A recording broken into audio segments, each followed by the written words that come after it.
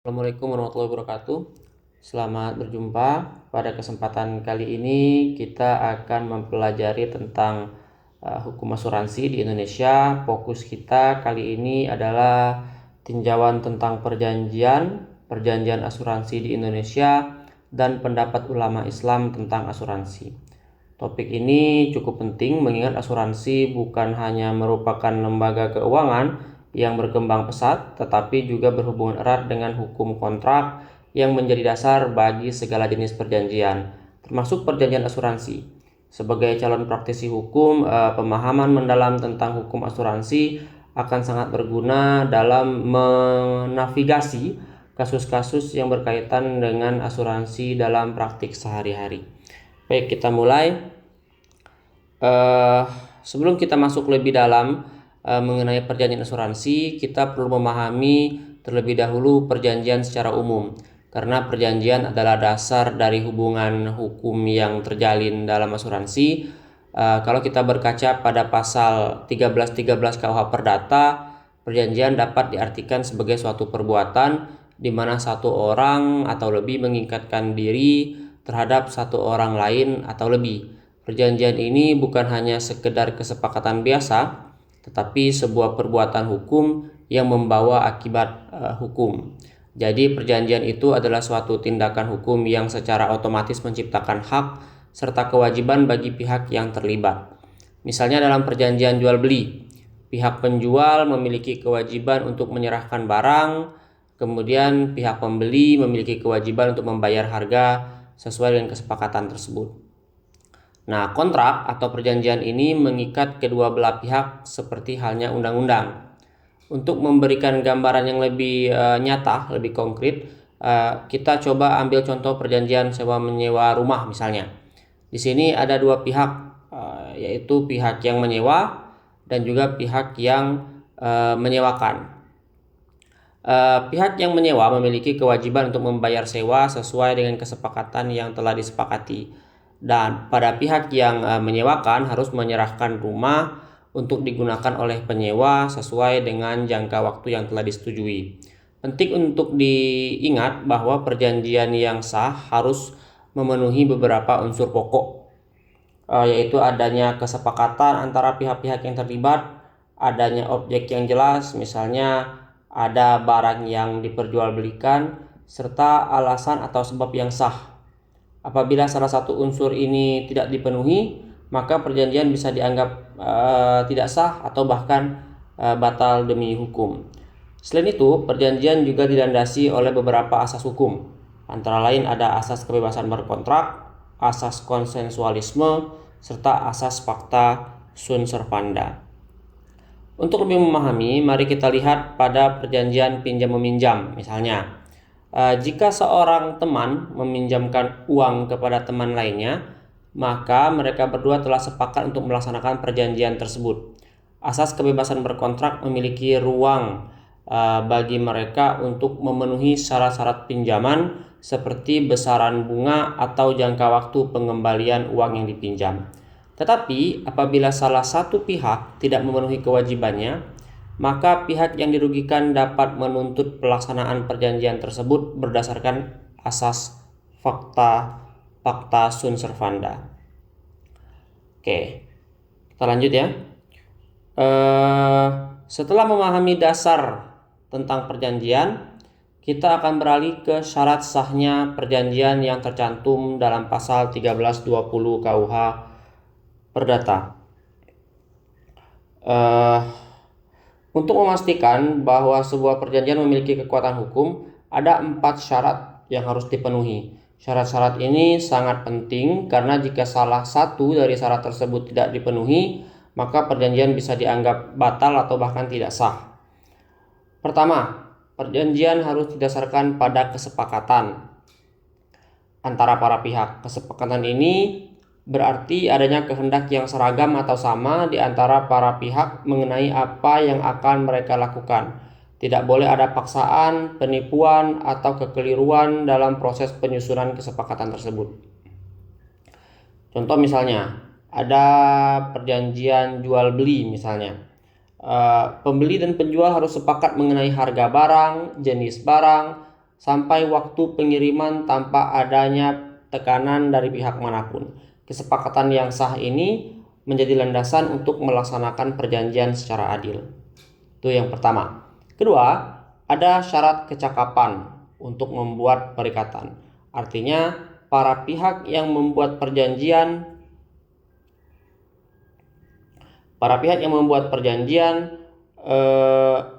harus memiliki kapasitas hukum yang cukup untuk bertindak. Dalam konteks ini, kecakapan hukum berkaitan dengan usia dan kondisi mental. Pada pasal 1330 KUH Perdata ditegaskan bahwa seseorang dianggap cakap untuk melakukan perbuatan hukum itu jika ia sudah mencapai 21 tahun atau telah menikah. Anak-anak yang masih di bawah umur atau seseorang yang berada dalam pengampuan tidak cakap untuk membuat perjanjian tanpa persetujuan wali atau pengadilan. Contoh misalnya seorang anak usianya masih sekitar 16 atau 17 tahun membuat perjanjian jual beli tanpa seizin orang tuanya. Perjanjian tersebut bisa dibatalkan karena kurangnya kecakapan hukum. Baik, lanjut yang ketiga. Yang ketiga, syarat sahnya perjanjian itu ada yang dinamakan sebagai objek perjanjian harus tertentu atau harus jelas. Dalam setiap perjanjian, objek yang diperjanjikan baik itu barang, jasa, atau hak tertentu harus bisa dikenali dengan jelas oleh para pihak. Tanpa adanya objek yang jelas, perjanjian tidak akan memiliki akibat hukum yang sah. Contoh misalnya, perjanjian jual beli rumah misalnya.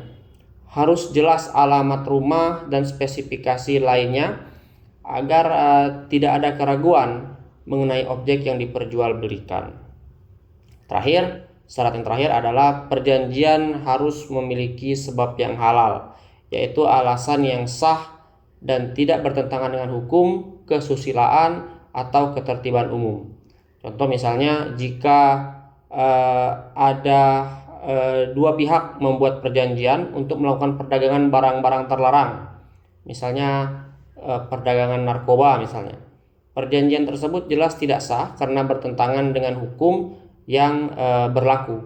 Sebaliknya, jika perjanjian dibuat dengan alasan yang sah seperti perjanjian jual beli barang yang sah menurut hukum, akan memiliki kekuatan hukum yang berlaku.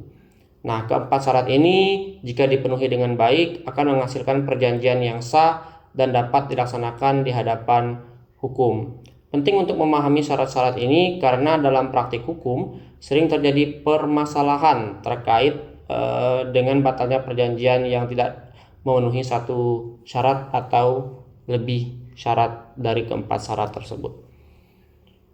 Nah, oleh karena itu memahami syarat sahnya perjanjian adalah langkah awal yang sangat penting dalam menganalisis kasus-kasus hukum, termasuk yang akan kita pelajari berkaitan dengan asuransi. Next, setelah kita memahami syarat sahnya sebuah perjanjian, kita perlu juga mengenal asas-asas yang mendasari perjanjian tersebut dalam hukum Indonesia tentu saja. Misalnya, dalam pasal 1338 KUH Perdata disebutkan bahwa semua perjanjian yang dibuat secara sah berlaku sebagai undang-undang bagi mereka yang membuatnya. Ini berarti kedua pihak yang membuat perjanjian yang sah, perjanjian tersebut mengikat mereka seperti sebuah undang-undang pribadi yang harus dipatuhi. Dalam konteks ini ada beberapa asas yang sangat penting yang menjadi dasar dari setiap perjanjian. Salah satu asas yang paling fundamental adalah asas kebebasan berkontrak. Asas ini memberikan kebebasan kepada pihak-pihak yang terlibat untuk menentukan isi dan bentuk perjanjian mereka. Mereka bebas memilih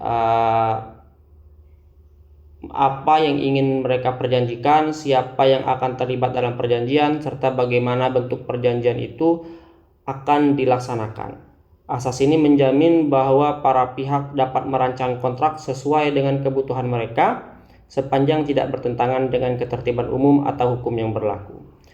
Contoh misalnya, dalam sebuah perjanjian asuransi, perusahaan asuransi dan nasabah memiliki kebebasan untuk menyepakati ketentuan dalam polis asuransi, seperti jenis perlindungan yang akan diberikan, jumlah preminya, dan lain sebagainya.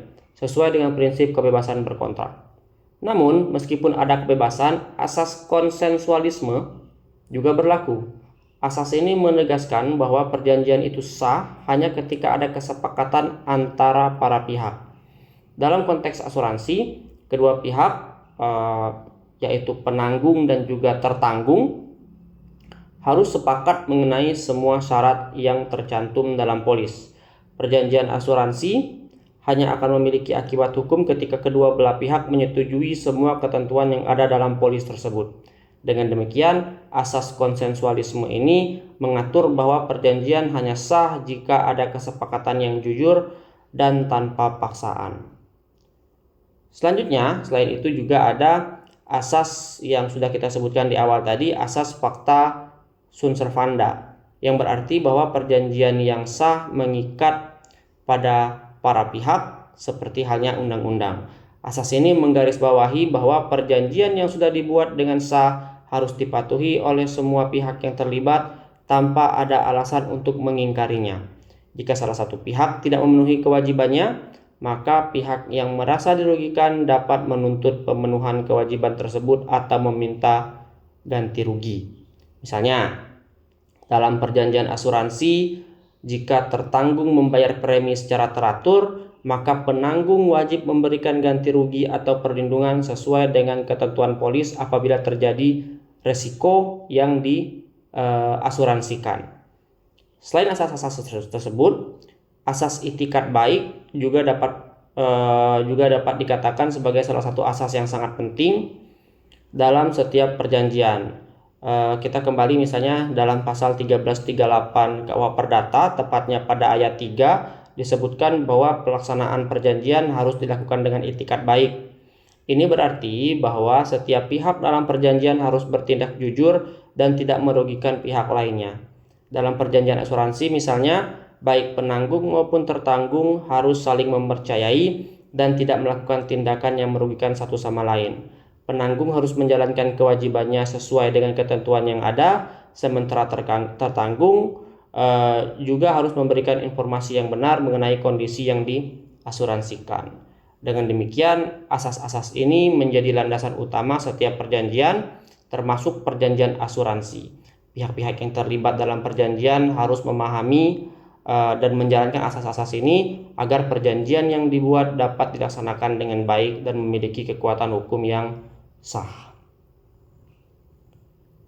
Selanjutnya, sekarang kita akan membahas mengenai perjanjian asuransi di Indonesia, yang merupakan salah satu bentuk perjanjian yang sangat penting dalam kehidupan sehari-hari, terutama dalam mengelola risiko.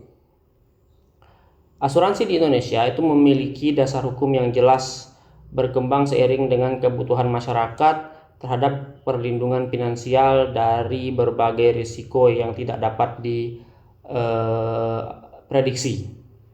Menurut pasal 246 Kitab Undang-Undang Hukum Dagang KUHD, perjanjian asuransi adalah suatu perjanjian di mana pihak penanggung berjanji kepada pihak tertanggung untuk memberikan penggantian atas kerugian, kerusakan, atau kehilangan keuntungan. Jadi kehilangan keuntungan juga termasuk yang mungkin diderita tertanggung akibat peristiwa yang tidak pasti terjadi, dengan imbalan pembayaran sejumlah uang premi oleh tertanggung. Dalam hal ini terdapat dua pihak yang terlibat, yaitu penanggung, yang mana itu merupakan pihak yang memberi perlindungan, dan juga pihak tertanggung, pihak yang menerima perlindungan dan membayar premi. Nah, perjanjian asuransi mengalihkan risiko dari tertanggung kepada penanggung. Sebagai contoh misalnya, seorang yang memiliki kendaraan bermotor mungkin mengasuransikan mobilnya terhadap risiko kecelakaan atau kerusakan. Dalam perjanjian tersebut, penanggung akan memberikan ganti rugi apabila mobil tertanggung memiliki atau mengalami kerusakan akibat peristiwa yang tidak terduga, misalnya kecelakaan atau mungkin kebakaran, asalkan tertanggung selalu membayar premi atau tepat waktu membayar premi secara teratur. Namun, untuk memperjelas hak dan kewajiban para pihak, perjanjian asuransi biasanya dituangkan dalam bentuk polis asuransi. yang merupakan dokumen tertulis yang membuat atau yang memuat semua ketentuan yang telah disepakati, termasuk jenis perlindungan yang diberikan, jumlah premi, serta hak dan kewajiban masing-masing pihak. Polis ini mengikat kedua belah pihak dan menjadi dasar dalam penyelesaian klaim asuransi jika terjadi peristiwa yang diasuransikan.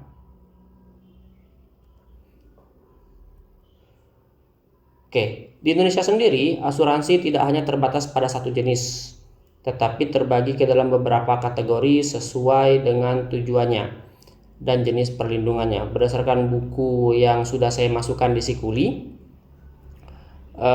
asuransi di Indonesia itu pada umumnya dibagi menjadi 3.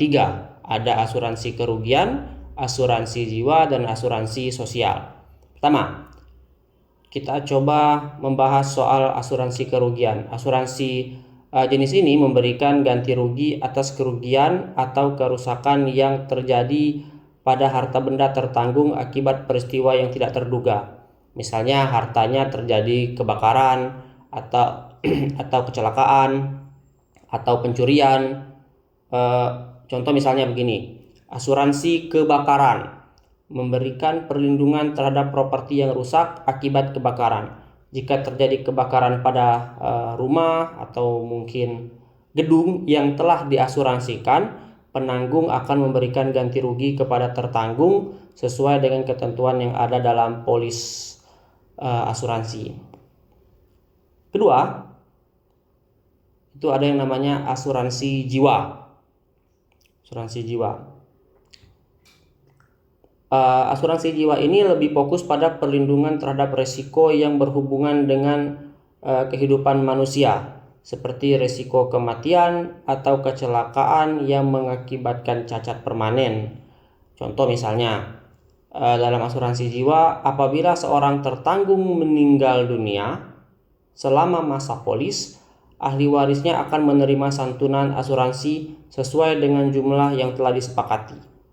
Asuransi jiwa juga mencakup asuransi kecelakaan diri yang memberikan perlindungan terhadap kecelakaan yang menyebabkan cacat tetap atau juga meninggal dunia. Ketiga, ada yang namanya asuransi sosial. Yang berbeda dengan asuransi komersial, biasanya diselenggarakan oleh pemerintah dan bertujuan untuk memberikan jaminan sosial kepada masyarakat luas.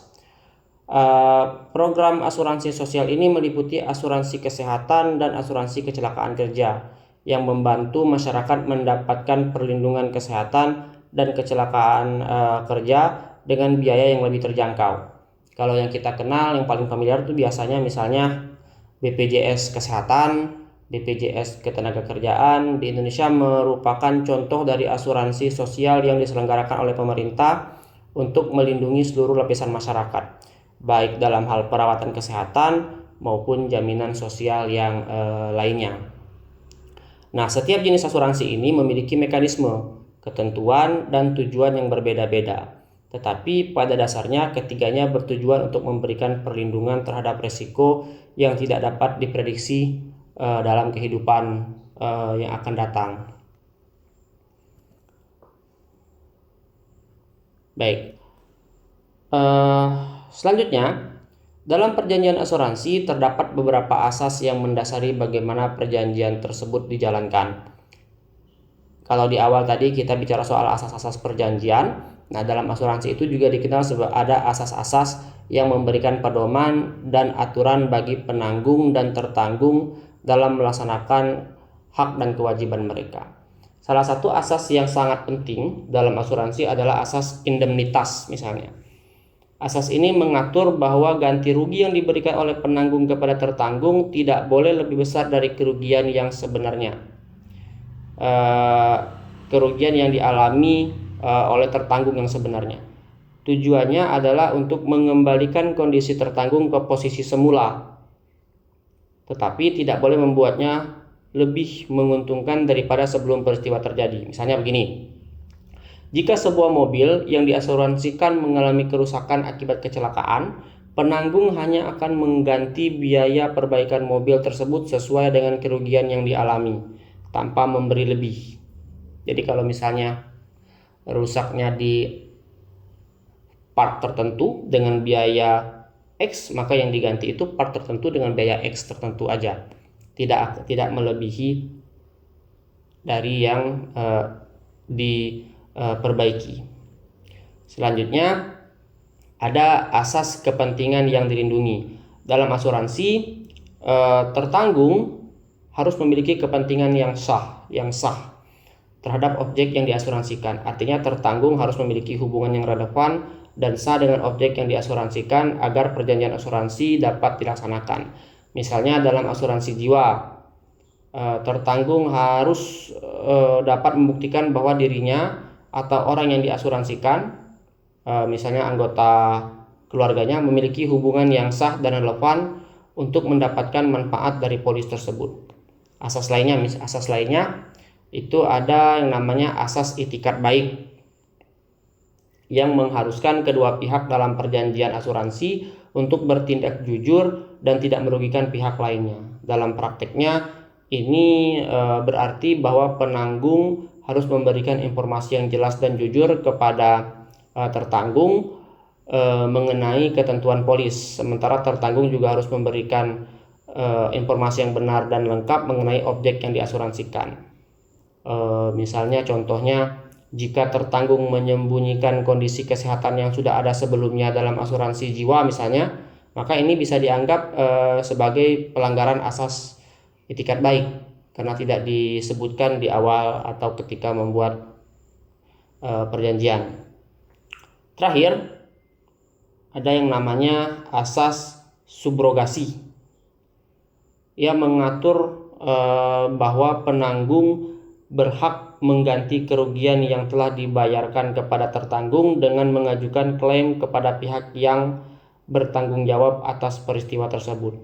Asas ini sering ditemukan dalam asuransi kerugian, di mana penanggung yang telah mengganti kerugian kepada tertanggung berhak untuk menuntut pihak ketiga yang menyebabkan kerugian.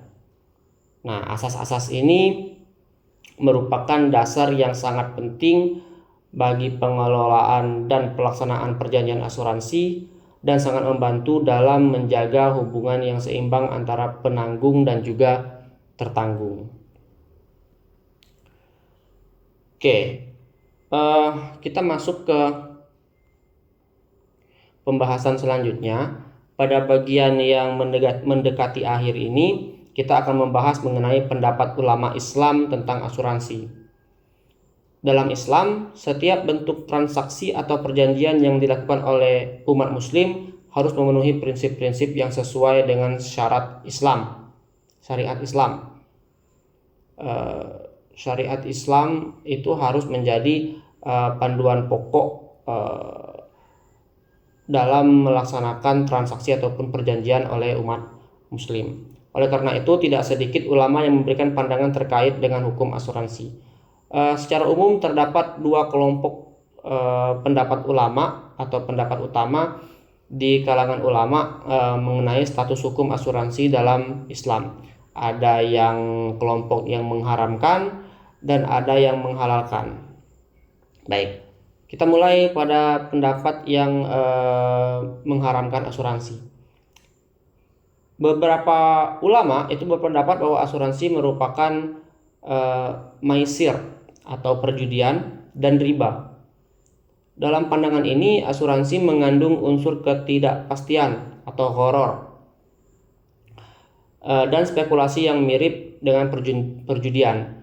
Hal ini disebabkan karena perjanjian asuransi melibatkan pengalihan risiko yang hasilnya tidak bisa diprediksi secara pasti, dan pihak penanggung dapat memperoleh keuntungan tanpa ada kewajiban yang sebanding. Pada prinsipnya, risiko dalam asuransi dianggap sangat tinggi dan tidak jarang pihak yang mendapat manfaat dari klaim asuransi lebih besar daripada apa yang mereka bayarkan dalam bentuk premi.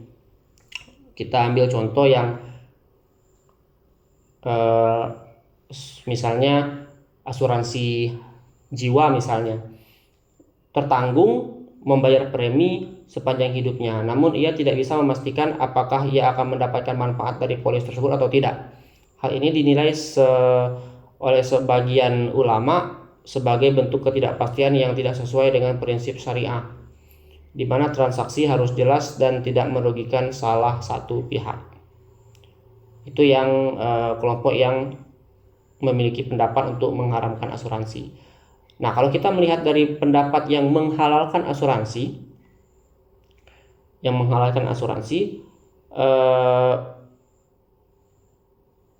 ulama yang berpendapat bahwa asuransi bisa dihalalkan apabila memenuhi prinsip-prinsip syariah Islam, terutama jika menggunakan konsep takaful atau biasa kita kenal sebagai asuransi syariah.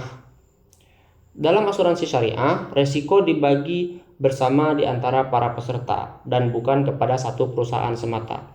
Takaful berlandaskan pada prinsip saling tolong-menolong dan kewajiban bersama dalam menghadapi musibah.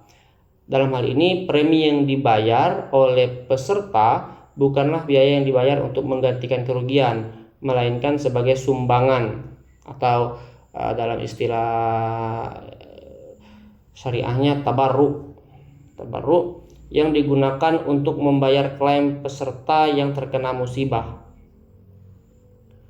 Hal ini diatur dalam mekanisme yang adil dan transparan, di mana keuntungan yang diperoleh akan dibagi sesuai dengan kesepakatan awal tanpa ada unsur riba atau ketidakpastian yang merugikan salah satu pihak. Secara umum, jika perjanjian asuransi disusun dengan prinsip syariah yang menghindari riba, maisir, dan juga gharar, maka bisa diterima menurut hukum Islam. Oleh karena itu, asuransi syariah menjadi pilihan yang semakin populer di kalangan masyarakat muslim karena telah disesuaikan dengan prinsip-prinsip syariat Islam yang lebih jelas dan juga transparan. Terakhir, kita bicara soal di Indonesia, asuransi syariah berkembang sebagai alternatif yang lebih sesuai dengan prinsip-prinsip syariat Islam. Asuransi syariah didasarkan pada sistem takaful, yaitu sistem saling tolong-menolong antara peserta untuk menghadapi resiko. Dalam hal ini, perusahaan asuransi syariah bertindak sebagai pengelola dana yang dikumpulkan dari peserta yang kemudian digunakan untuk menanggulangi kerugian yang dialami oleh peserta lainnya. Prinsip dasar dari asuransi syariah adalah saling membantu dan berbagi resiko. Peserta asuransi syariah tidak membayar premi, tapi menyumbang ke dalam dana bersama yang disebut dengan tabarruk.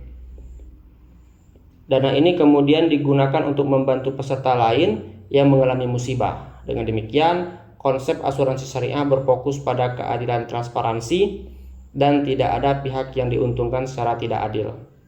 Seperti yang mungkin terjadi dalam asuransi konvensional yang berfokus pada keuntungan perusahaan. Perbedaannya dengan asuransi konvensional adalah bahwa dalam asuransi syariah tidak ada unsur riba atau berbunga atau maisir atau perjudian.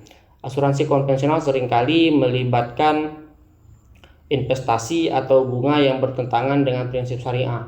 Sementara asuransi syariah menghindari hal tersebut dan hanya melibatkan aktivitas yang sesuai dengan hukum Islam. Contoh misalnya, dalam asuransi kendaraan syariah, peserta akan menyumbang sejumlah dana ke dalam pooling fund. Pooling fund itu semacam tempat pengumpulan dananya yang dikelola oleh perusahaan asuransi. Jika salah satu peserta mengalami kerugian akibat kecelakaan, maka dana tersebut digunakan untuk memberikan ganti rugi. Keuntungannya dibagi di antara peserta sesuai dengan mekanisme yang telah disepakati di awal, tanpa adanya bunga atau juga unsur spekulatif. Implementasi asuransi syariah kini atau sekarang semakin berkembang di Indonesia dengan munculnya berbagai perusahaan asuransi syariah yang menawarkan produk-produk sesuai dengan prinsip Islam, seperti asuransi jiwa syariah, asuransi kendaraan syariah, hingga asuransi kesehatan yang syariah. Selain itu, pemerintah juga memberikan dukungan terhadap industri ini melalui regulasi yang mendukung keberadaan asuransi syariah di tengah-tengah masyarakat. Nah, dengan adanya asuransi syariah, umat muslim kini memiliki pilihan yang lebih sesuai dengan keyakinan mereka untuk melindungi diri dari risiko dan musibah sambil tetap mematuhi prinsip-prinsip syariat Islam. Meskipun demikian, seperti halnya dengan asuransi konvensional, masyarakat tetap harus berhati-hati dan teliti dalam memilih produk asuransi syariah. Yang mana produk asuransi syariah itu yang sesuai dengan kebutuhan dan memahami sepenuhnya mekanisme yang berlaku. Baik, demikian materi yang kita bahas kali ini. Terima kasih atas perhatiannya. Saya akhiri. Wassalamualaikum warahmatullahi wabarakatuh.